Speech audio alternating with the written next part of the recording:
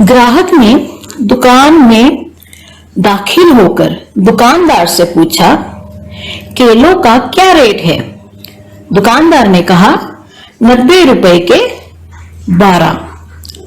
इतने में एक औरत दुकान में दाखिल हुई और केलों का रेट पूछा तो दुकानदार ने कहा, 50 रुपए के 12 है बाजी। पहले से मौजूद ग्राहक ने दुकानदार की तरफ गुस्से से देखा। इससे पहले कि वो दुकानदार को 2-4 बातें सुना देता, दुकानदार ने उसकी तरफ देखा और उसे कुछ देर चुप रहने का इशारा किया।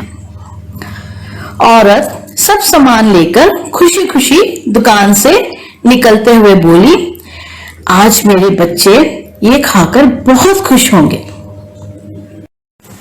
औरत के जाने के बाद पहले से मौजूद ग्राहक ने दुकानदार को बातें सुनाना शुरू की कि तुझे शर्म नहीं आती बेईमानी करते हुए, लोगों को धोखा देते हुए? तो दुकानदार बड़े ही सब्र के साथ बोला, खुदा की कसम, मैंने तुम्हें कोई धोखा नहीं दिया। यह जो औरत अभी अभी यहाँ आई थी, ये बेवा है और 4 यतीम बच्चों की माँ है। किसी भी किस्म की मदद लेने को तैयार भी नहीं। मैंने कई बार पैसे देने की या इसे दुकान से सामान देने की कोशिश की, पर इसने हर बार ही मना कर दिया। अब मुझे यही तरीका सूझा कि मैं इसको कम से कम पैसों में चीजें दे दिया करूं। मैं चाहता हूं कि इसका भरम कायम रहे और उसे लगे कि वो किसी की मोहताज नहीं है। मैं यह तिजारत अल्लाह से करता हूं और बस उसी को राजी करना चाहता हूं।